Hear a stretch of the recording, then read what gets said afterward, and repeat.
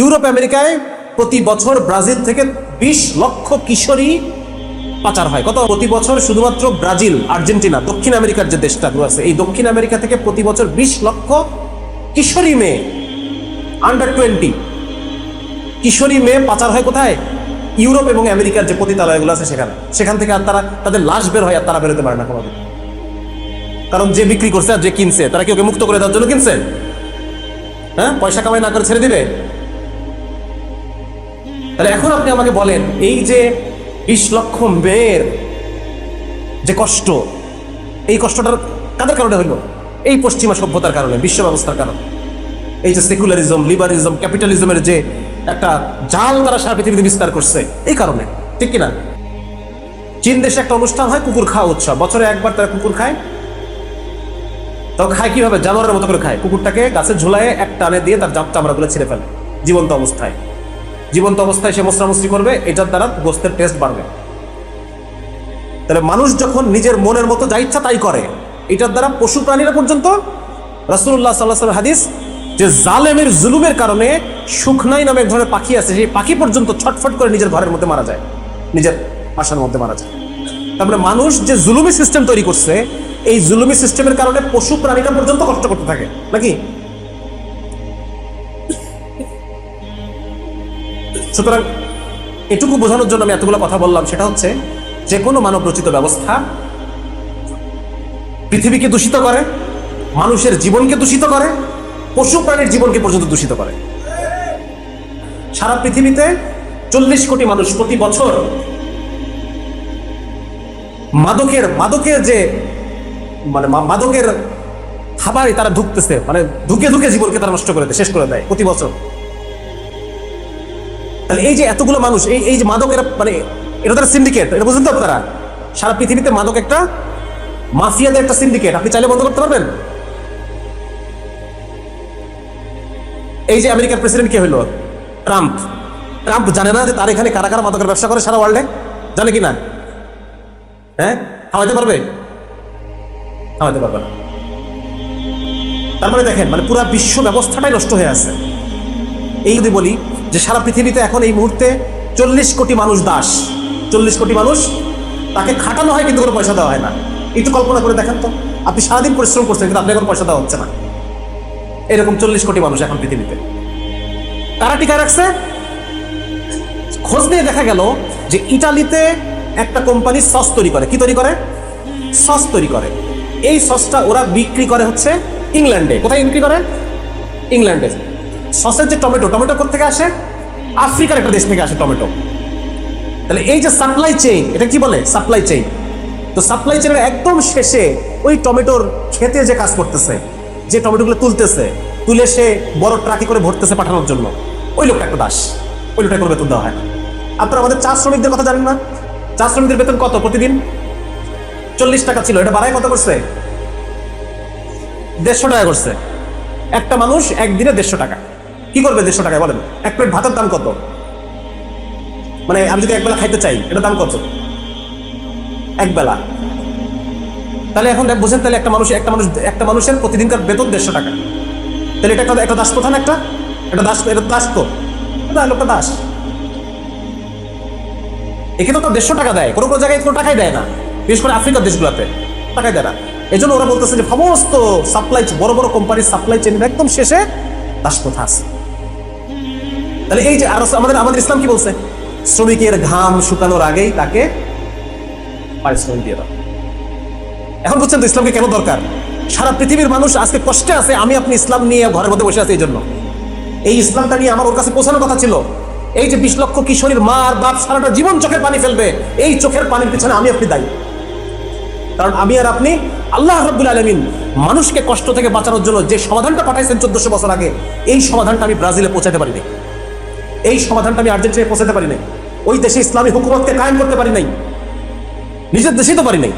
ওই দেশে কিভাবে করবো? ঘুমাই আসছি সবাই, আমাদের বাপ দাদারাও ঘুমাই আসছিল, আমরাও ঘুমাই আসছি। আমরা মনে করতেছি যে নামাজ পড়বো, রোজা রাখবো, কোরআন তিলাওয়াত করবো, এই তো হয়ে গেল, আবার কি আর কি?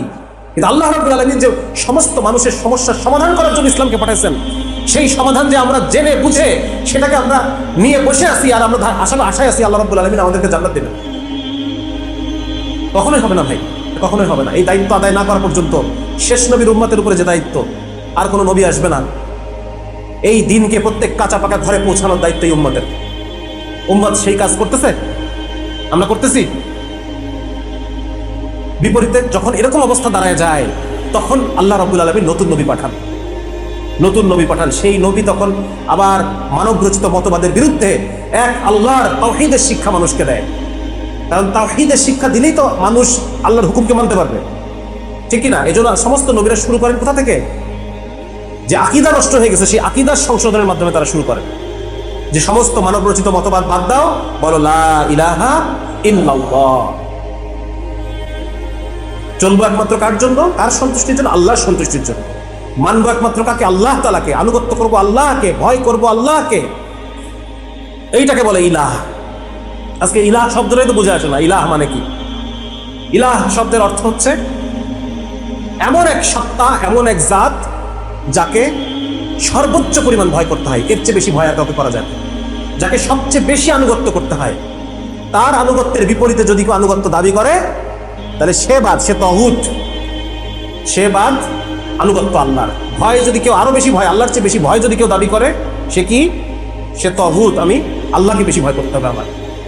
আনুগত্য, ভয়, ভালোবাসা, তোষামদ, খোসামদ, এগুলো সর্বোচ্চ পরিমাণে যাকে করতে হয়, উনি হচ্ছেন ইলাহ। আর এই ইলাহের ইলাহত্বকে যে চ্যালেঞ্জ করে, সে হচ্ছে তাগুত, সীমালঙ্ঘনকারী।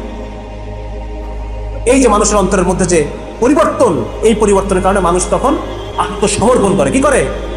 ইসলাম। আত্মসমর্পণ মানে সে তখন ওই ইলাহের সামনে সে ইসলামের মধ্যে ঢুকে আত্মসমর্পণ করে। আসলামতু লিরাব্বিল আলামিন। এই আত্মসমর্পণ করা মানে আমি এখন থেকে ইলাহের সমস্ত কথাকে কি করলাম? ইলাহের সমস্ত কথাকে মেনে নিলাম। এই আত্মসমর্পণটা আমাদের হয় না। অনেক দেখবেন যে হাজী সাহেব আসছে, বড় হাজী সাহেব, বড় এই সাহেব সেই সাহেব, কিন্তু এখনো তার আত্মসমর্পণ হয় নাই। হ্যাঁ, সে সেট করে ওঠে, ইসলামের কোনো মাসলা বললে সে সেট করে ওঠে। আছে না এরকম আপনাদের এলাকায়? দেখবেন যে বিরাট বড় দাড়ি রাখছে আর বিরাট বড় সৌদি জুম্পা টুম্পা পরে আসে, কিন্তু তাকে যদি বলেন যে ভাই হুজুর যদি একদিন একটু সুদের বয়ান করে, একটু পর্দার বয়ান করে, তাহলে পরে দেখবেন যে সে তার মুখটা বেজার হয়ে যায় নাকি? তার এখন আত্মসমর্পণ সে এখনো করতে পারে নাই। এজন্য ভাই আত্মসমর্পণ খুব গুরুত্বপূর্ণ। হ্যাঁ, এবং যখন মুসলমান জাতি, ওই আরব বেদুইনরা যখন নিজেকে আল্লাহর সামনে আত্মসমর্পণ করে দিছে, আল্লাহ রাব্বুল আলামিন পুরো পৃথিবীকে তাদের পায়ের নিচে এনে দিয়েছেন। শুধু আমাদের কাজ শুধু আত্মসমর্পণ করা। আমার কাজ শুধু আল্লাহকে রব হিসেবে, ইলাহ হিসেবে মেনে নেওয়া এবং আল্লাহর সমস্ত হুকুম আহকাম অনুসারে নিজের জীবনকে চালানো, ব্যক্তি জীবনকে, পারিবারিক জীবনকে, সামাজিক জীবনকে, রাষ্ট্রীয় জীবনকে, যত কিছু, যত জায়গা আমাকে আল্লাহ তাআলা আমার অধীনে দিয়ে দিবেন, এগুলোকে আমি আল্লাহর হুকুম মতো চালাবো। কোরআনের মধ্যে আসছে তারা এমন জাতি যাদেরকে যদি কোনো অঞ্চলে রাজত্ব দেওয়া হয়, তারা নামাজ কায়েম করবে। আছে না কোরআনে একটা? তার মানে আমাকে যদি আল্লাহ তাআলা একটা পরিবার দেন, আমি ওই পরিবারে কি কায়েম করব? দ্বীন কায়েম করব। আল্লাহ রাব্বুল আলামিন যদি আমাকে একটা সমাজের ভার দেন, আমি ওখানে দ্বীন কায়েম করব। আল্লাহ তাআলা যদি আমাকে একটা রাষ্ট্রের ভার দেন, আমি ওখানে আল্লাহ দ্বীনকে কায়েম করব। এভাবে করে সারা পৃথিবীতে দ্বীনকে আল্লাহ তাআলা ছড়াবেন।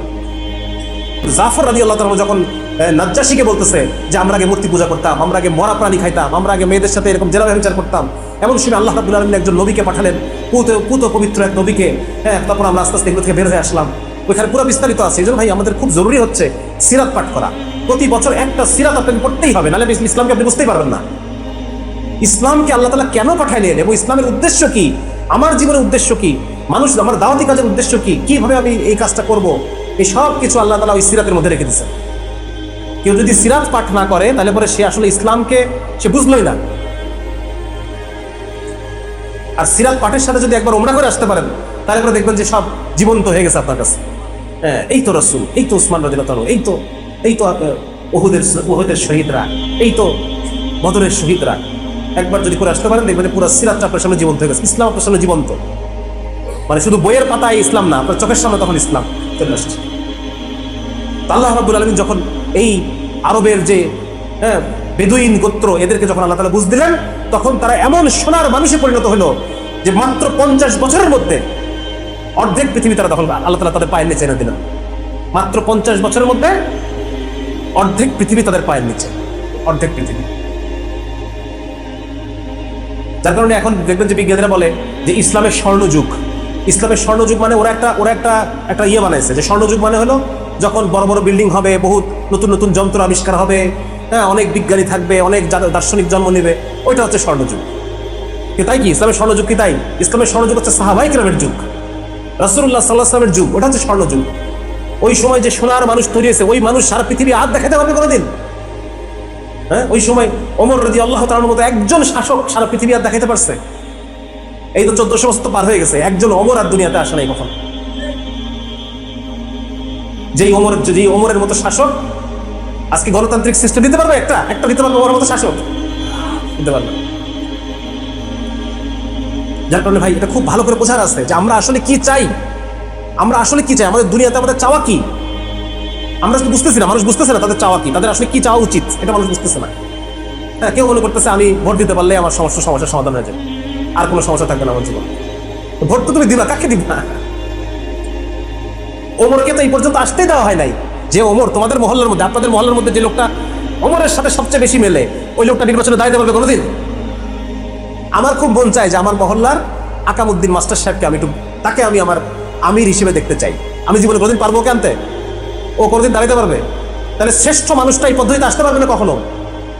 যে মানুষটা সবচেয়ে শ্রেষ্ঠ, সেই মানুষটা কখনোই ক্ষমতায় আসতে পারবে না। এই পদ্ধতি ওরা পদ্ধতিটা এইভাবেই সাজাইছে যেন ভালো মানুষগুলো আসতে না পারে, শ্রেষ্ঠ মানুষগুলো আসতে না পারে। আল্লাহ রাব্বুল আলামিন এই জাতির কাছে সারা পৃথিবীর সমস্ত ধন দৌলত আল্লাহ তাআলা তাদের পায়ের নিচে এনে দিচ্ছেন। আল্লাহ রাব্বুল আলামিন তাদেরকে জ্ঞান বিজ্ঞানে সব যত উঁচুতে যাওয়া যায় আল্লাহ তাআলা তাদেরকে সেটা দিচ্ছেন। যার কারণে সেই সময় যখন ইসলামের দ্বিতীয় তৃতীয় শতকে মুসলমানদের হাতে এই পৃথিবীতে আজকে দেখেন না, কাফেররা তাদের বিজ্ঞান নিয়ে কত বেশি অহংকারী যে হ্যাঁ, মানে আমরাই বিজ্ঞানের সবকিছু, আমরাই এর বিজ্ঞানের সৃষ্টি করছি, আমরা বিজ্ঞান করতেছি, আমরা নোবেল পুরস্কার পাচ্ছি, আমরা সব আমরাই পাচ্ছি, তাই না? দেখবেন যে যারা স্কুল কলেজে পড়ে তারা একটু ইউরোপ আমেরিকার প্রতি, কাফেরদের প্রতি একটু মুগ্ধ, ঠিক না? মুগ্ধতা কাজ করে। যারা আমাদেরকে মানে ওরা আসলে আমাদের এই ইতিহাসটা জানে না যে ওরা আজকে তো জ্ঞান বিজ্ঞানে তো উন্নত হলো, এটা হলো কিভাবে, এটা ইতিহাসটা জানে না। সেই ইতিহাস একটা বড় করুণ ইতিহাস। হ্যাঁ, সেই ইতিহাসের মধ্যে আছে লুটপাট আর মানে চুরি ডাকাতের ইতিহাস। এই বাংলাদেশ আজকে আমরা বাংলাদেশ আজকে আমরা পৃথিবীর অন্যতম দরিদ্র দেশগুলোর মধ্যে একটা, নাকি তৃতীয় বিশ্ব বলে আমাদের, কি বলে? ওরা আমাদেরকে বলে তোমরা তৃতীয় বিশ্ব। চিন্তা করা যায়? অথচ আজকে 2001 আছে, কত সাল? আজ থেকে ঠিক 300 বছর আগে আমরা ছিলাম এই পৃথিবীর সবচেয়ে ধনী দেশ। সবচেয়ে ধনী দেশ আমরা ছিলাম। 1700 সালের একটা হিসাব আছে, সেখানে দেখা যাচ্ছে এই পৃথিবীর সবচাইতে ধনী অঞ্চল হচ্ছে ভারত। চীনকে টপকায় ভারত ফার্স্ট হয়েছে। আর ভারতের মধ্যে সবচাইতে ধনী অঞ্চল হচ্ছে বাংলাদেশ। 300 বছর ধরে ওরা আমাদেরকে 190 বছর আমাদেরকে শাসন করলো, মানে লুটপাট করে একেবারে আমাদের 100 বছরের মধ্যে 31টা দুর্ভিক্ষ ঘটাইছে এই বাংলাদেশে। 31টা দুর্ভিক্ষ 100 বছরের মধ্যে।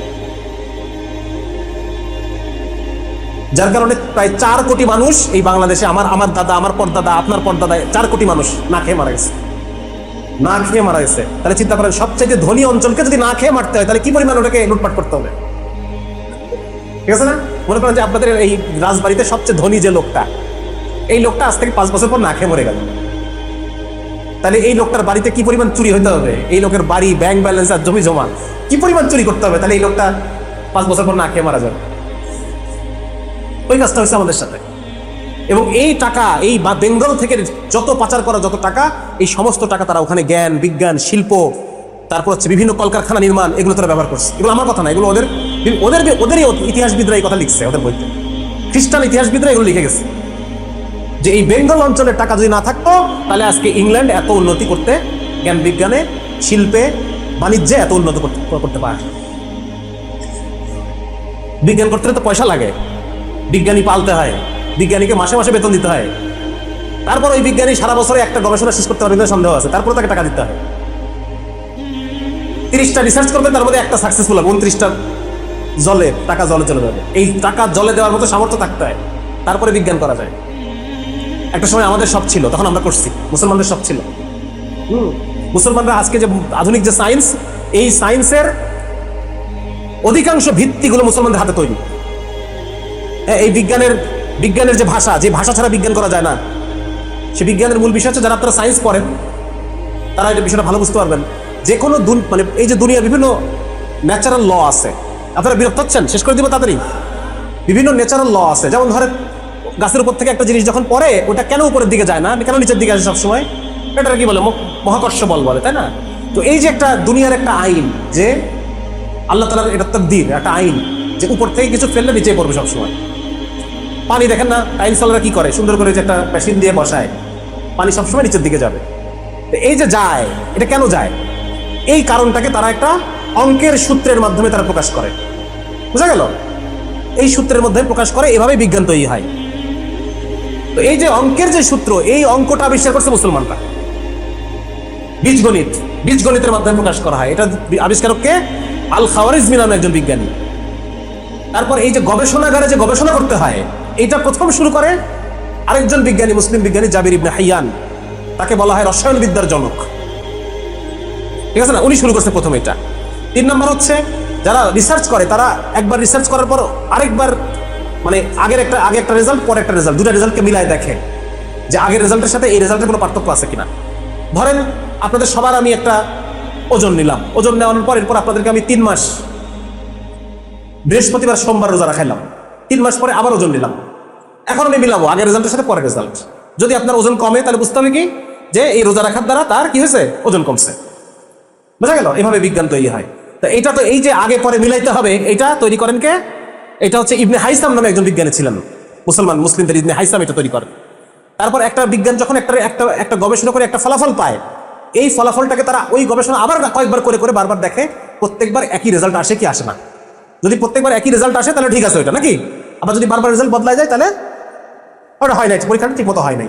এই যে বারবার করে আবার বারবার করে পরীক্ষা করা, এটা করে কে? আল বিরুনি। হ্যাঁ, উনি এটা করেন। তারপর বিজ্ঞানের আরেকটা নিয়ম হচ্ছে, ধরেন 2 গ্রুপ মানুষ নিলাম, 2 গ্রুপ মানুষ নিয়ে এক গ্রুপকে শুধু পানি পুশ করলাম, আরেক গ্রুপের মধ্যে একটা মেডিসিন দিলাম। এখন আমি তুলনা করে দেখবো যে কার মধ্যে কি পরিবর্তন। যদি ওদের মধ্যে পরিবর্তন হয়, বুঝতে হবে ওই পরিবর্তনটা মেডিসিনের কারণে হয়েছে। বোঝা গেল? তাহলে এইভাবে যে কাজটা করা, যে 2টা গ্রুপ রাখা, এইভাবে এটা প্রথম করে মুসলিম বিজ্ঞানী আবু বকর আল রাজি প্রথম এটা করেন। তারপর হচ্ছে আজকে আপনারা বিভিন্ন ওষুধ খান, নাপা ওষুধ খান না? নাপা ওষুধের গায়ে কি লেখা থাকে বলেন তো? প্যারাসিটামল বিপি কত মিলিগ্রাম? সবাই জানে এটা 500 মিলিগ্রাম। এই যে 500 খাইলে পরে আপনার অসুখ সারবে, হ্যাঁ, এইটার জন্য 600 দরকার নাই। আবার 200 খেলে আপনার কাজ হবে না, হবে ছোট বাচ্চার হবে, আপনার হবে না। তাহলে এই যে ওটা যে 500 হইতে হবে, এই যে মাপ, সুনির্দিষ্ট মাপ, এই মাপটা প্রথম শুরু করেন আল-কিন্দি। প্রথম উনি ওষুধের ডোজ নির্ণয় করেন, যে কোন ডোজে খেলে পরে অসুখ সারবে, ঠিক আছে? তারপর ধরেন বললাম যে বীজগণিত, এই বীজগণিত কে বানিয়েছে? এই যে আল খাওয়ারিজমি। আজকে যে আপনারা দেখতেছেন, এত কম্পিউটার, প্রজেক্টর, এত কিছু দেখতেছেন, এইগুলোর মূল যে পদ্ধতিতে এটা কাজ করে সেটাকে বলা হয় অ্যালগরিদম। ফেসবুক, ইউটিউব সব এভাবে কাজ করে। এই অ্যালগরিদমের যিনি জনক, তিনি হচ্ছে আল খাওয়ারিজমি। তার নামটাকে বিকৃত হয়ে আল খাওয়ারিজমি অ্যালগরিদম এরকম হয়ে গেছে। তার নামটা থেকেই অ্যালগরিদম শব্দটার উৎপত্তি। তারপর যারা সায়েন্স পড়ছে তারা জানে ত্রিকোণমিতি, যেটা এই ত্রিকোণমিতির যারা জনক তারা মুসলমানরা। হ্যাঁ, মুসলমানরা দেখতে গেছিল যে আপনার ওই সূর্য, আমাদের সাথে সূর্য, নামাজের ওয়াক্তের সাথে সূর্যের একটা হিসাব আছে না আমাদের, ওই ওয়াক্ত নির্ণয় করার জন্য তারা এই ত্রিকোণমিতির আবিষ্কার করছে। বোঝা গেল? এটা করছে কে? ওনার নাম হচ্ছে আল মারওয়াজি। তারপর শূন্য, আপনারা রোমান অক্ষর চেনেন? হ্যাঁ, রোমান অক্ষরে যদি 99 লিখতে হয়, কিভাবে লিখতে হয় বলেন দেখি? কেউ পারবেন বলতে? একজন দাঁড়ান, তারাই বলেন 99 লিখবেন কিভাবে, পারবেন কেউ? 99 লিখতে খুব জটিল। 99 লিখতে হলে আপনার লিখতে হয় ফার্স্টে, না 99 লেখাটা কষ্টের না, আরো 97 লেখাটা কষ্টের। ধরেন ওখানে 30 লিখতে হলে এক্স এক্স এক্স, এটা মানে হচ্ছে 30, বুঝছেন? তারপর ধরেন যে আপনি যদি 38 লিখতে যান, তাহলে লিখতে হবে এক্স এক্স এক্স, ভি লিখতে হবে, ভি মানে 5, তারপর 1 2 3, 3টা আই লিখতে হবে, তার মানে হলো 38। মানে শূন্য নাই কোনো, শূন্য থাকলে সহজ না, 3 0 হয়ে গেল, 0 30। কিন্তু ওদের ক্ষেত্রে এটা ওদেরকে অনেক বড় লিখতে হয়। ধরেন আপনি যদি লিখতে চান 2024, আপনার অনেক বড় একটা কিছু লিখতে হবে, অনেকগুলা এক্স টেক্স ওয়াই টোয়াই, হ্যাঁ, সি ভি এম, এগুলো মিলে একটা বড় সংখ্যা লিখতে হবে। এটা হলো 2024। তো শূন্য লেখার দ্বারা যে আমাদের জীবন সহজ হয়ে গেছে, এই শূন্যটা আবিষ্কার করছে মুসলমানরা। একটা মত অনুসারে মুসলমানরা, আরেকটা মত অনুসারে ভারতে। যার কারণে এই যে 0 1 2 3 4 5 6 7 8 9 এটাকে বলা হয় অ্যারাবিক নিউমেরালস বা আরব সংখ্যা, কারণ মুসলমান এটা প্রথম সারা পৃথিবীতে ছড়াই দিচ্ছে। হ্যাঁ, তারপর হচ্ছে আপনার আরো বিভিন্ন ফিজিক্সের বিভিন্ন ইয়ে আছে, এগুলো সব আমাদের মুসলমানদের আবিষ্কার। তো আজকে মুসলমানরা যদি এই আবিষ্কার না করতো, আজকে বিজ্ঞান আসছে এখানে, তাহলে তোমরা কিসের অহংকার করতেছো আমাকে বলো। এবং আরো মজার কথা হচ্ছে, মুসলমানদের যে জ্ঞান বিজ্ঞানের বিশাল ভান্ডার, এইটাকে খ্রিস্টানরা অনুবাদ করছে ল্যাটিন ভাষায়। কিন্তু মজার কথা হচ্ছে, অনুবাদের সময় বহু রচনায় তারা মুসলমানদের নামই নেয় নাই, আর নাম নেয় নাই। এটাকে কি বলে জানেন? এটা কি বলে?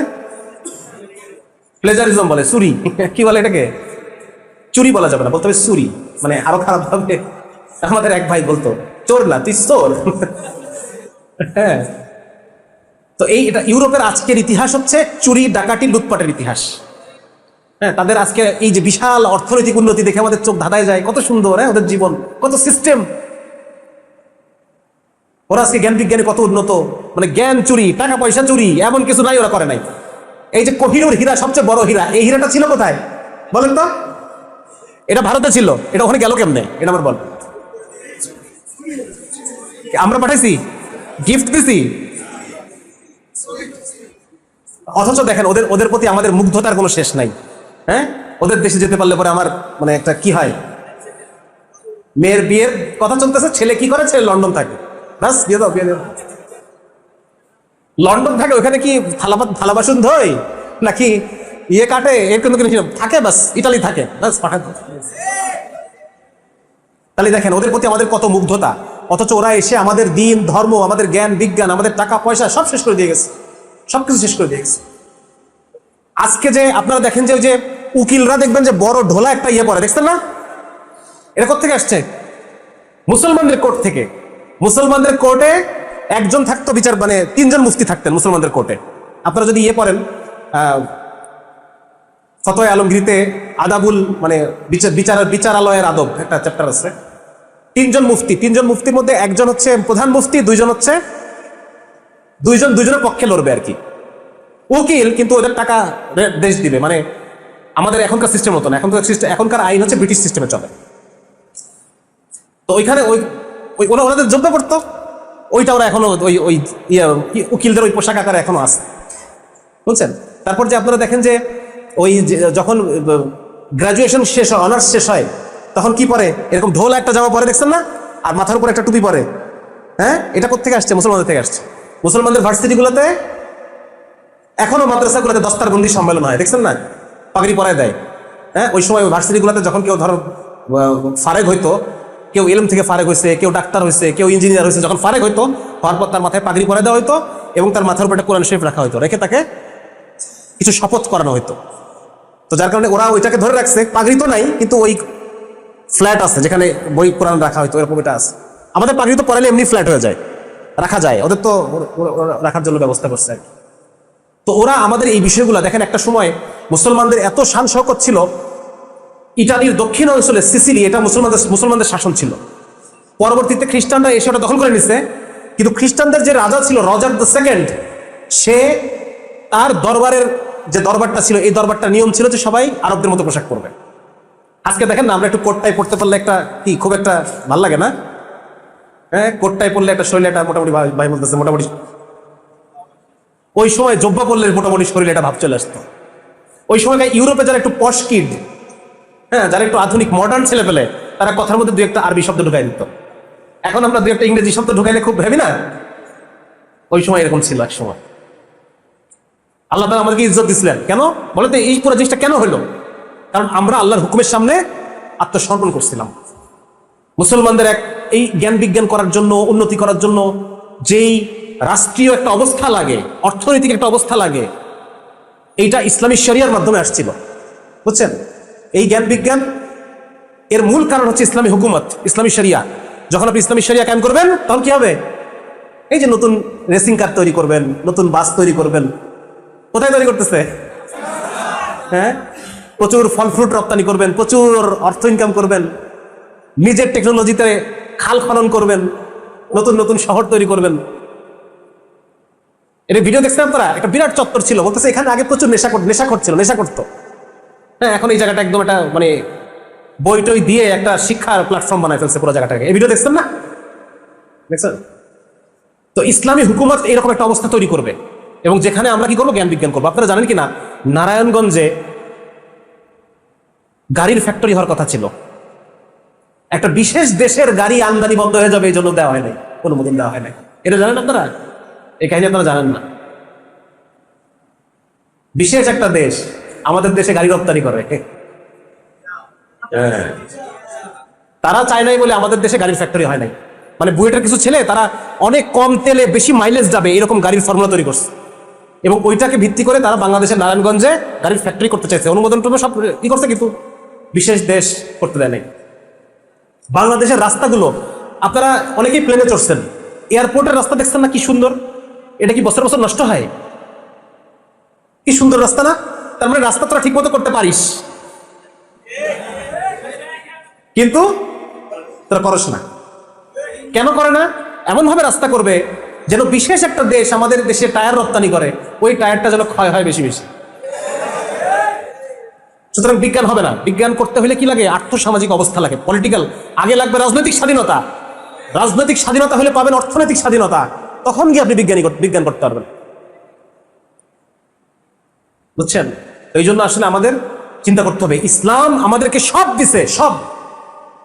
আজকে পশ্চিমা বিশ্ব তারা ধর্ম থেকে দূরে সরছে, আমাদেরকেও ধর্ম থেকে দূরে সরাইছে। ওরা খুলে ফেলছে পায়ের শেকল, আমাদের খুলে ফেলতে হয়েছে গলার মালা, মাথার মুকুট আমরা খুলে ফেলছি। এই জন্য ভাই সমাধান কিসে বলেন? আরো বেশি গণতন্ত্র। হাসিনা গণতন্ত্রকে নষ্ট করছে, অতএব আরো বেশি গণতন্ত্র আনো, দেশ উন্নত হয়ে যাবে। তাই নাকি? সমাধান একমাত্র শরিয়ায়। ইসলাম আমাদেরকে, আজকে দেখেন ওরা বিভিন্ন ধরনের কথা বলে যে কল্যাণ রাষ্ট্র, হ্যান ত্যান ইত্যাদি ইত্যাদি, হ্যাঁ, কিন্তু ইসলাম আমাদেরকে এমন এক রাষ্ট্র দিছে যেই রাষ্ট্রে একজন নারী, তার শরীর ভর্তি গহনা, সে 1200 কিলো পথ একা আসছে, তার দিকে কেউ চোখ তুলে তাকায় নাই। তাকে সাহাবীরা জিজ্ঞেস করছে মদিনা আসার পরে যে তুমি যে 1200 কিলো আসলা, তুমি রাস্তায় মানুষকে কেমন পাইছো? বলে যে ঘরে আমি ঢুকছি মনে হচ্ছে সেই ঘরটাই আমার, ওই ঘরের পুরুষটাকে মনে হয়েছে ইনি আমার ভাই, ওই ঘরের মহিলাটাকে মনে হয়েছে ইনি আমার মা, আমার বোন, যেখানে গেছি এরকম পাইছি। তাহলে এইরকম রাষ্ট্র আর আমাদেরকে দিতে পারছে এখন পর্যন্ত? আমেরিকা পারছে? হ্যাঁ, আমেরিকাকে আমরা মনে করি যে এটা খুব গণতন্ত্রের সবচাইতে বড় উদাহরণ, নাকি? আমেরিকা গণতন্ত্রের সবচেয়ে বড় উদাহরণ না? তাহলে দেখেন আমেরিকা কি হয়। আমি একটু আপনাদের বলি, আপনারা বিরক্ত হচ্ছেন, অনেকে চলে যাচ্ছে, রাতও হয়ে গেছে, চলে যাওয়া স্বাভাবিক। আমেরিকাতে প্রতি বছর 30 লক্ষ ভায়োলেন্ট ক্রাইম মানে বুঝছেন, আমার পকেট মেরে দিয়ে চলে গেল, এটা ভায়োলেন্ট ক্রাইম না, আমার রক্ত ঝরে নাই, ঝরছে। ভায়োলেন্ট ক্রাইম মানে যেখানে রক্তারক্তি অবস্থা, রক্ত ঝরতে হবে, ওটাকে বলা হবে ভায়োলেন্ট ক্রাইম। কতগুলো হয় আমেরিকাতে? 30 লক্ষ প্রতি বছর। এটা কল্পনা করেন। আপনারা তো লক্ষ বলে লক্ষ মনে করেন যে লক্ষ আবার কি? লক্ষ মানে হচ্ছে হিসাব করতে হবে 1 2 3 4 5 6 7 8 95 96 97 99 100 100 1 2 3 4 5 6 195 96 97 98 99 200, এইভাবে করে ঘুরে ঘুরে আসতে হবে প্রতিবার।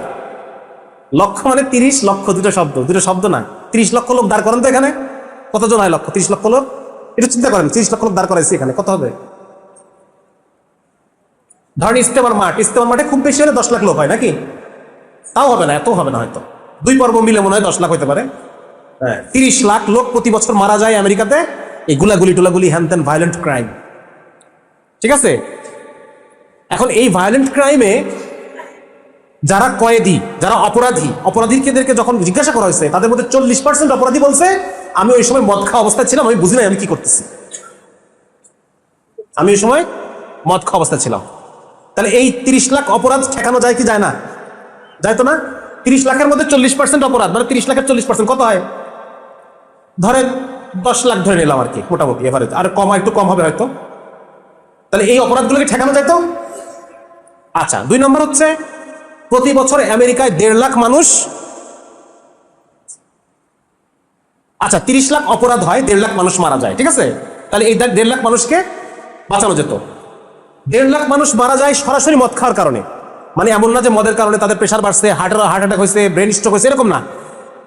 1 গ্লাসের জায়গায় 10 গ্লাস খেয়ে ফেলছে, পট করে মরে গেছে। এইভাবে মারা যায় আমেরিকায় প্রতি বছর 1.5 লাখ মানুষ। কত মানুষ? তাহলে এটা কি আপনারা বলবেন এটা তো সাকসেসফুল রাষ্ট্র বলবেন? এটা 30 লাখ ক্রাইম হয়, 1.5 লাখ মানুষ মদ খেয়ে মারা যায়, এটা কি এটা সফল রাষ্ট্রের বৈশিষ্ট্য? এগুলা না। আমেরিকাতে প্রতি বছর 40,000 বাচ্চা এইভাবে জন্ম নেয়, জন্মগত ত্রুটি, বুঝা গেল? কারো ধরেন আঙুল, এগুলো সব জোড়া লাগানো, 2 আঙুল। দেখছেন না আপনারা জন্মগত ত্রুটির মানুষ দেখছেন না? জন্মগত ত্রুটি নিয়ে 40,000 বাচ্চা প্রতি বছর জন্ম নেয়। কেন? কারণ তার মা মদ খাইতো, কারণ তার মা। তাহলে এই 40,000 বাচ্চাকে সুস্থ বাচ্চা হওয়া সম্ভব ছিল কি ছিল না? ছিল। আচ্ছা, আরেকটা হচ্ছে আমেরিকায় প্রতি বছর মদ খাওয়ার কারণে, মদ খাইছে, গাড়ি মারি দিচ্ছে কোনো একটা গাছের সাথে, মদ খাইছে, এমন ঘুম ঘুমাইছে, পরের দিন অফিস আসতে পারে না, এরকম আছে না? এগুলোর কারণে আর্থিক একটা ক্ষতি হয় না? একটা ক্ষতি হয়। এটা কত হয় আমেরিকাতে? প্রতি বছর $223 বিলিয়ন। কত বিলিয়ন ডলার? বাংলাদেশের রিজার্ভ কত? কয়দিন আগে হাসিনার সময় নামছিল কততে বলেন না? 16তে নামছিল। আর ওরা $223 বিলিয়ন প্রতি বছর নষ্ট করে মদ খেয়ে। $223 বিলিয়ন মার্কিন ডলার। তাহলে দেখেন, এই যে এতগুলো ক্ষতি থেকে বাংলাদেশ বেঁচে আছে না? কেন বেঁচে আছে বলেন তো? কেন বেঁচে আছে? ইসলামের কারণে। অনেকে দেখবেন কই নিজুম মজুমদার এরকম আরো কিছু শয়তান আছে, কোশ্চেন তোলে যে আলেম ওলামা কি তোদের বিন্দুমাত্র ভূমিকা নাই দেশের পিছনে? তাহলে আলেম ওলামা যে প্রতি বছর এই বিলিয়ন বিলিয়ন ডলার আমাদেরকে বাঁচাই দিচ্ছে, এটা কারা বাঁচাচ্ছে বলেন? আলেম ওলামারা পুরো দেশ ধরে ওয়াজ করতেছে, আর মানুষের মধ্যে ইসলামকে তারা জায়গায় রাখছে। তাহলে এই আমেরিকা কি একটা আদর্শ রাষ্ট্র হলো এই গণতন্ত্র পাঠশালাকে দিতে? আর বিপরীতে আমরা এই গণতন্ত্র, মানে ওদের ওই গণতন্ত্র নাই আমাদের, আমরা মুসলমান, আমরা ইসলামই আমাদেরকে এই এতগুলো সমস্যা থেকে ইসলাম আমাদেরকে বাঁচায় রাখছে। এটা শুধু মদ দিয়ে দেখালাম, মদ, আরো সবকিছু দিয়ে উদাহরণ দেখানো যাবে না? হ্যাঁ, আমেরিকা যে কি বলে, এই যে ফ্রি সেক্স, এটা দিয়ে দেখানো যাবে। আমেরিকা যে জুয়া, এটা দিয়ে দেখানো যাবে। ক্যাসিনোগুলোতে জুয়া হয় বিরাট আকারে। আমেরিকা যে গাঁজা বৈধ করে দিচ্ছে আমেরিকা, এটার কারণে কি সমস্যা দেখানো যাবে। হ্যাঁ, যত সমস্যা সবকে দেখা যাবে, যেটা ইসলাম আমাদের দেশে আমাদের সমাধান করছে, মুসলমান দেশ। ঠিক কি না? তাহলে আবার আমি যে বলতেছিলাম যে ইসলামের বিজয়ে মানব জাতি কি পাবে, এই যে এতক্ষণ পর্যন্ত আলোচনা করলাম, এই 40,000 বাচ্চার জীবনটা বেঁচে যাবে, এই 1.5 লক্ষ মানুষের প্রাণটা বাঁচানো সম্ভব, এই 30 লক্ষ যে অপরাধ হয়, রক্তারক্তি, ভায়োলেন্ট ক্রাইম, এই 30 লক্ষ অপরাধ দমন করা সম্ভব, এই বিলিয়ন বিলিয়ন ডলার মানুষের রক্তের ঘামের ট্যাক্সের টাকা, কষ্টের টাকা বাঁচানো সম্ভব। এই জন্য কি লাগবে? সেকুলার রাষ্ট্র নাকি? সেকুলার রাষ্ট্র দিয়ে হবে? হয়েছে আমেরিকা হয়েছে? কি লাগবে বলেন? ইসলাম লাগবে। একমাত্র ইসলাম পারে মানুষকে মানুষের জীবন দিতে। আজকে মানুষ তো জানোয়ারের জীবন যাপন করতেছে। এই যে 1.5 লাখ মানুষ মদ খেয়ে মারা গেল, এটা কোনো মানুষের জীবন? হ্যাঁ, এই যে শিশু বাচ্চা জন্মগত ত্রুটি নিয়ে জন্মগ্রহণ করছে, ওর কি এটা মানুষের জীবন? মানুষকে মানুষের জীবন যদি দিতে হয়, সেটা কে দিবে বলেন? একমাত্র ইসলাম দিতে পারবে। আর কেউ একমাত্র শরিয়া দিতে পারবে। শরিয়া ছাড়া কোনো সমাধান নাই। লা আল্লাহ ইল্লা শরিয়াতি, শরিয়া ছাড়া কোনো সমাধান নেই। এজন্য আমাদের কোনো ভোট, কোনো নোট, অমুক দল তমুক দল আসবে, অমুক দল দিয়ে তমুক দল আসলে আমাদের সমস্ত সমস্যার সমাধান হয়ে যাবে? সমাধান হবে না। লাগবে একমাত্র ইসলাম। এবং ইসলাম আসবে কোন পদ্ধতিতে? উদাহরণ দেই। ধরেন আপনার সাথে জাকারিয়ার সাথে আমি ফুটবল খেলতে নামছি। এখন ফুটবল খেলার সময় যখন জাকারিয়া গোল করতেছে, তখন আমি বলতেছি যে এই বারটা বসানো ভুল আছে, এই বারটা একটু 5 ফিট ডানে সরবে, অতএব জাকারিয়া তোমার গোলটা হয় নাই। ঠিক আছে? আর আমি যখন শট নিচ্ছি, বারের পাশ দিয়ে যাচ্ছে, তখন জাকারিয়াকে আমি বলছি, জাকারিয়া এই বারটা একটু ডানে সরবে, তার মানে আমার এই গোলটা হয়েছে। জাকারিয়া কোনোদিন জিততে পারবে আমার সাথে? ও জিততে পারবে কোনোদিন? তাহলে গণতন্ত্রের মধ্য দিয়ে আপনি কিভাবে ইসলাম নিয়ে আসবেন আমাকে বলেন? এই নিয়ম কারা বানাইছে? এই নিয়মগুলো কারা বানাইছে? এটা তো ওদের বানানো, যেন কোনোদিন এই পৃথিবীতে ইসলাম আসতে না পারে, যেন কোনোদিন এই পৃথিবীতে ইসলাম আসতে না পারে, সেই জন্য ওরা নিয়মগুলো বানাইছে। মিশরের শেখ মুরসি রহমতুল্লাহ আসছেন না ক্ষমতায়, জনগণের বিপুল ভোটে উনি ক্ষমতায় আসছেন। 6 মাস সরাই দিচ্ছে, কেউ কোনো কথা বলবে না, ওরাই সরাই দিবে। যারা এতদিন গণতন্ত্র বেচতেছে আমাদের কাছে, ওরাই সরাই দিবে। আমাদের একজন বিখ্যাত তাত্ত্বিক, এই বর্তমানে যারা এই ছাত্র আন্দোলনের একজন বড় মুরব্বী, সাদা, হ্যাঁ, লালন ইসলাম এর একজন বড় একজন অ্যাডভোকেট, তাকে জিজ্ঞাসা করা হয়েছে, জামাত যদি সবার ভোট নিয়ে ক্ষমতায় আসে তাহলে মানবেন আপনি? কি বলছে উনি? বলছে শুধু ভোটে জেতার নাম গণতন্ত্র না। কিন্তু আমার জামাতে ইসলামের যে ভাইরা আছে, তারা এখনো ভুলের মধ্যে আছে। তারা মনে করছে আমরা জিতে আসলে সবাই আমাকে মেনে নিবে, কেউ আপনাকে মানবে। ও তো বলেই দিল যে ভোটে জেতার নাম গণতন্ত্র না, গণতন্ত্র মানে অনেক কিছু। তার মধ্যে অন্যতম হচ্ছে এই যে ব্যক্তি স্বাধীনতা, এই যে পোশাকের স্বাধীনতা, অবাধ স্বাধীনতা, এগুলো মানলে আপনি ইসলাম কায়েম করতে পারবেন? হ্যাঁ, ব্যক্তি স্বাধীনতা, পোশাকের স্বাধীনতা মানতেছেন, আবার ইসলাম কায়েম হবে একসাথে? কিভাবে হবে? তাহলে তো হলো না। তাহলে আপনাকে ইসলাম ছেড়ে ব্যক্তি স্বাধীনতা করতে হবে। সুতরাং যে স্বপ্ন আপনারা দেখতেছেন এবং দেখাচ্ছেন, যুব সমাজ বুঝতে পারতেছে এই স্বপ্নটা ভুল, এভাবে হবে না। কারণ যুব সমাজ 24-এর ছাত্র আন্দোলন দেখে ফেলছে। যুব সমাজের সামনে আফগানের শরিয়া কায়েম আছে, একটা সময় ছিল না আমাদের সামনে এগুলা। তখন মানুষকে এবিসিডি বোঝানো গেছে, এখন মানুষকে আর এবিসিডি বোঝানো। তাদের সামনে সোমালিয়ায় শরিয়া কায়েম আছে, তাদের সামনে মালিতে শরিয়া কায়েম আছে, তাদের সামনে 24-এর ছাত্র অভ্যুত্থান আছে, তাদের সামনে ইরান বিপ্লব আছে, কিভাবে কায়েম করতে হয় তারা জানে। এখন দেখে ফেলছে তারা এটা। এখন তাদেরকে আর এগুলো এলোমেলো জিনিস খাওয়ায় যুব সমাজকে ভুল বুঝে রাখা যাবে না। তারা এখন বুঝে গেছে, তাদের মধ্যে এখন ইসলামের পিপাসা, তারা বুঝে ফেলছে ইসলাম ছাড়া কোনো সমাধান নাই। আজকে ওই ব্রাজিলের কিশোরী মেয়েটাকে যদি বাঁচাইতে হয়, ইসলাম আমাকে কায়েম করতে হবে, ওই দেশ পর্যন্ত ইসলাম কায়েম করতে হবে আমাকে। আজকে আমরা বুঝে গেছি। সুতরাং এখন আর এদেরকে দাবায় রাখা যাবে না, এদের সামনে এখন সত্যকে উন্মোচন করতে হবে। যার কারণে ভাই আপনাদের সামনে আমার আজকে আলোচনা সারমর্ম হচ্ছে এটা, যে ইসলাম আমাদেরকে সব দিয়েছিল এক সময়, আমরা এটাকে পায়ে ঠেলছি। আমরা পশ্চিমের অন্ধ অনুসরণ করতে গিয়ে আমরা আল্লাহকে নারাজ করে দিছি। রাসূলের সিরাতের মধ্যে আল্লাহ দেখাই দিয়েছেন কিভাবে একটা ইসলামী রাষ্ট্র কায়েম করতে হয়, আমরা সেটাতে সন্তুষ্ট না। আল্লাহ দেখাই দিয়েছেন আমাদের সমাধান কিসে, আমরা এটাতে সন্তুষ্ট না। এবং এই পৃথিবীতে মুসলমানরা ভাসে আসে না, এই পৃথিবীতে মুসলমানরা এই পৃথিবীর প্রতি ইঞ্চিতে ইঞ্চিতে, প্রত্যেকটা বিজ্ঞানে, প্রত্যেকটা মেশিনে, কম্পিউটারে, মাইকে, প্রত্যেকটা জায়গায়, চশমায়, সমস্ত জায়গায় মুসলমানদের অবদান আছে। সুতরাং তুমি যদি বলে থাকো যে হুজুরদের অবদান নাই দেশের জন্য, মুসলমানদের কোনো অবদান নাই দেশের জন্য, এই সমস্ত মানে তথ্য গোপন আর তথ্য চুরি এখনকার মানুষ আর খায় না। হ্যাঁ, সুতরাং এটা আমরা নিজেরা জানবো, আমাদের এই পৃথিবীতে কি অবদান, এই সভ্যতার পিছনে আমাদের কি অবদান, এটা আমরা জানবো।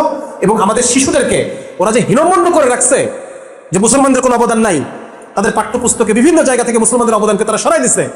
আজকে ওদের ফিজিক্স বই খোলেন, ওখানে মুসলমানদের নাম নাই, কেমিস্ট্রি বই খোলেন মুসলমানদের নাম নাই, বায়োলজি বই খোলেন মুসলমানদের নাম নাই, কোনোখানে মুসলমানদের নাম ওরা বাকি রাখে নাই। আজকে আপনি ওদের সমাজ বিজ্ঞান বই খোলেন, দেখবেন যে বলছে বক্তিয়ার খলজি ডাকাত, অমুক ডাকাত, তমুক ডাকাত। আরে বেটা, বক্তিয়ার খলজি এই দেশে এসে তোমার আমার মাকে বাঁচাইছে পুড়ে মরার হাত থেকে। তোমরা তো মেয়েদেরকে পুরাই মারতা, ঠিক কিনা? জীবন্ত পুরাই মারতে তোমরা মেয়েদেরকে, বক্তিয়ার খলজি এসে ওই মেয়েদেরকে বাঁচাইছে, ঠিক কিনা? তোমরা তো মেয়েদের বুকে কাপড় রাখতে দিতা না। কোনো মেয়ে যদি স্তন ঢাকে তাকে কর দিতে হবে, স্তন কর, ট্যাক্স দেওয়া লাগতো। বক্তিয়ার খলজি এসে বাঁচাইছে ওই মেয়েকে। তোমরা তো পোশাকও পরতে জানতো না, তোমরা খালি দুইটা সেলাইবিহীন পোশাক ছিল তোমাদের কালচার, একটা গায়ে দিবা আর একটা লুঙ্গির মতো পরবা। মেয়েরাও তাই, একটা হলো বুকের আর একটা হচ্ছে শাড়ি পেঁচায় শাড়ি পরে থাকতো।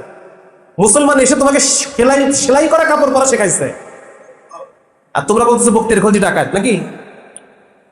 এই সমস্ত জিনিস দিয়ে আমাদের বাচ্চাদের বই ভরে রাখছে, এগুলো জিনিস পরিপূর্ণ করে রাখছে বইয়ের মধ্যে এগুলা। এবং এদেরই প্রেতাত্মাগুলো মুসলমান নাম ধারণ করে আমাদেরকে এখন পর্যন্ত শাসন করতেছে।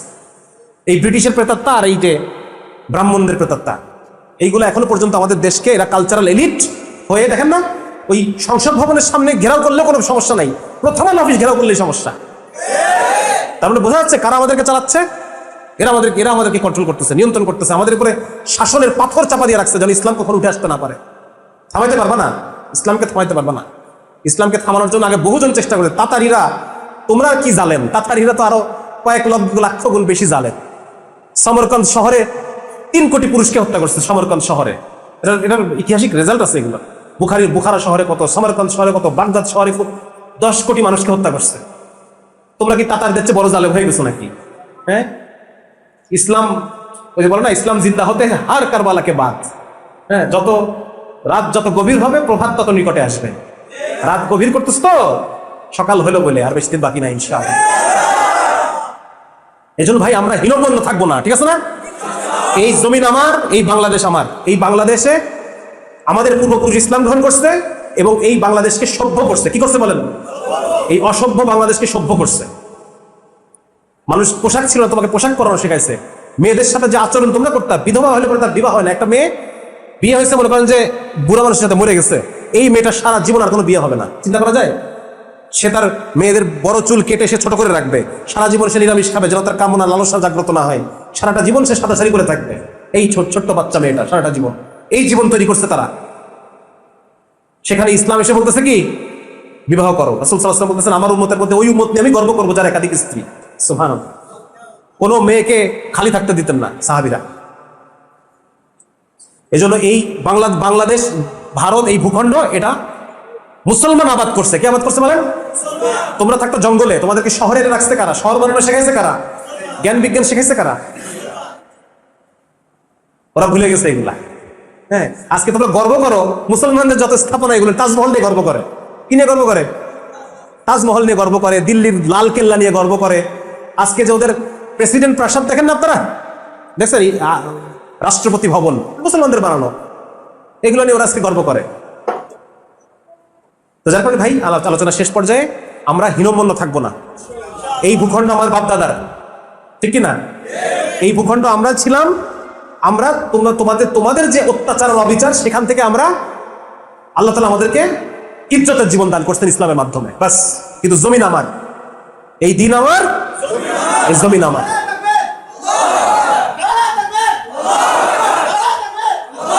সুতরাং এই জমিনে যদি তোমরা আমাদের অস্তিত্ব বিপন্ন করার চেষ্টা করো, তাহলে এর ফল ওইটাই হবে যেটা তোমরা কামনা করতেছো। তোমরা তো বিভিন্ন সময় পতাকা টাঙাচ্ছ আর ধারালো অস্ত্র নিয়ে শোডাউন দিচ্ছ। কি চাও তোমরা আমরা বুঝতেছি। যদি ওইটাই চাওয়া হয়ে থাকে, তো ওইটা দেওয়ার জন্য আমরা তৈরি আছি, অসুবিধা নেই। মুসলমান ঘুমায় নাই, মুসলমান ঘুমায় ছিলাম একটা সময় পর্যন্ত, এখন আর ঘুমায় নাই। এই জন্য সতর্ক করতেছি সবাই যে আপনারা ইনশাল্লাহ মেহনত করবেন, কাজ করবেন আপনাদের এলাকার মধ্যে। আপনারা বিভিন্ন টিম তৈরি করবেন, রাজবাড়ী দাওয়া সার্কেল, তারপর দাওয়া সার্কেলের বিভিন্ন ওয়ার্ডে টিম থাকবে। সেই টিমগুলো নিয়ে আমরা দাওয়াতি কাজ করব। কিভাবে দাওয়াত? তবলিগ যেভাবে দাওয়াত দেয় সেভাবে দাওয়াত না। তবলিগের দাওয়াত হচ্ছে একটা টাইপ দাওয়াত, এক ধরনের, ওটার গুরুত্ব আছে আপন স্থানে। আমরা নিজেরা মাঝে মাঝে তবলিগে যাওয়ার চেষ্টা করব। কিন্তু আমরা যে দাওয়াতের কথা বলছি সেটা হচ্ছে সামাজিক এবং অর্থনৈতিক দাওয়াত। এবং সামাজিক এবং অর্থনৈতিক দাওয়াতের মধ্য দিয়ে আপনার এলাকায় প্রভাব বিস্তার করা। কি করা? এটাকে আমরা বলতেছি সামাজিক শক্তি। আমরা চাই আপনার প্রত্যেকে, উপস্থিত যারা আছেন প্রত্যেকে এক একজন একটা নেতা হন। এবং আপনাদের অধীনে কাজ কি? আপনার নেতা তৈরি করা। কি তৈরি করা বলেন? রাসূলুল্লাহ সাল্লাল্লাহু আলাইহি সাল্লাম একা সমস্ত মানুষের পিছনে মেহনত করেন নাই, উনি নেতা তৈরি করছেন। উনি আবু বকর, ওমর, ওসমান, তালহা, জুবায়ের, আলী রাদিয়াল্লাহু তাআলা আনহু আজমাইন, ওনাদেরকে তৈরি করছেন, নেতা তৈরি করছেন। এজন্য আপনাদেরও কাজ হবে নিজ মহল্লায় নেতা তৈরি করা। ঠিক আছে না? নেতা তৈরি করবেন, ওই নেতার অধীনে আরো 5-10 জন করে ছেলে থাকবে। নিজে কাজ করাচ্ছে, আরেকজনের দিয়ে কাজ করায় নেবেন। দিনের কাম আরেকজনকে দিয়ে করায় নেবেন। আপনি যদি নিজে করেন, নেতা তৈরি হলো না। আপনি কাউকে দায়িত্ব দিয়ে দিবেন, ওই নেতাটা তৈরি হবে আস্তে আস্তে কাজ করতে করতে। এজন্য নিজের এলাকায় কাজ করবেন। আমরা বলতে চাই সামাজিক এবং অর্থনৈতিক দাওয়াত। আপনি ত্রাণ দিতে ওই সিলেট যাবেন না, আপনি আপনার এলাকায় গরিব মানুষদেরকে ত্রাণ দিবেন। মানুষ শুধু দেখবে দাড়ি টুপিওয়ালা ছেলেরা আমাদের সমস্ত বিপদে পাশে আছে। কি দেখবে বলেন? একদিন মানুষ জানতো দাড়ি টুপিওয়ালারা থাকে মাদ্রাসায়, একদিন মানুষ জানতো দাড়ি টুপিওয়ালারা থাকে তবলিগে, মসজিদে ঘুরে বেড়ায়। এখন মানুষ জানবে দাড়ি টুপিওয়ালারা আছে আমার পাশে। জাকাতকে স্থানীয়ভাবে আপনারা সেন্ট্রালাইজ করেন। জাকাত কাকে কাকে দিতে পারবেন লিস্ট তৈরি করেন। জাকাত যারা দেয় তাদের লিস্ট তৈরি করেন। গিয়ে তাদের কাছ থেকে জাকাতটা নিয়ে আমাদের সাথে ওলামায়ে কেরামের নেতৃত্বে আপনারা কাজগুলো করবেন। পরিচিত যারা ওলামায়ে কেরাম তাদেরকে নিয়ে যাবেন, গিয়ে সেই জাকাতটাকে ওই মানুষগুলোর হাতে দিবেন। আজকে দেখেন যত বেঈমান করার প্রকল্প সব কিন্তু টাকা দিয়ে করতেছে। হ্যাঁ, খ্রিস্টানরা টাকা দিয়ে করে, কাদিয়ানীরা টাকা দিয়ে করে, শিয়ারা টাকা দিয়ে করে, সবাই কিন্তু টাকা দিয়ে মেহনত করতেছে। আর আল্লাহ রাব্বুল আলামিন আমাদের আমলের মধ্যে, ফরজের মধ্যে দিয়ে রাখছেন, আমরা এটাকে ব্যবহার করতে পারতেছি না। সুতরাং আমরা জাকাতটাকে কি করব? সেন্ট্রালাইজ করে ব্যবহার করবো ইনশাআল্লাহ। নিজের এলাকায় করেন, সমস্যা নেই। ছোট ছোট আপনার ওয়ার্ডেই করেন, আপনার ওয়ার্ডেই জাকাত কালেকশন করে, ওয়ার্ডেই যারা জাকাত নেওয়ার মতো তাদেরকে দিয়ে দেন। ঠিক আছে না? এরকম করেন। মোট কথা, মানুষের মধ্যে কাজ করার মাধ্যমে মানুষকে আপনার উপর নির্ভরশীল করে ফেলেন। রক্তের জন্য অমুককে ফোন দাও, অমুক সংগঠনের ছেলেপেলেকে ফোন দাও, ওদের কাছে লিস্ট আছে। হ্যাঁ, টাকা পয়সা লাগবে, অমুক সংগঠনের ছেলেপেলেকে ফোন দাও। এরকম যে ব্যাপারটা দাঁড়ায়। আপনাদের রাস্তা ভেঙে গেছে, আমরা নিজের রাস্তা বানাই ফেলছি, আবার মেরামত করে ফেলছি। 5,000 টাকার ইট কিনে রাস্তা আমরা মেরামত করে ফেলছি। তার জন্য আমরা পয়সা নাই। মসজিদে কোনো সমস্যা, এলাকায় কোনো সমস্যা, এলাকায় ব্যাডমিন্টন টুর্নামেন্ট কে আয়োজন করবে? বলেন না কেন? আমি আয়োজন করবো ব্যাডমিন্টন টুর্নামেন্ট।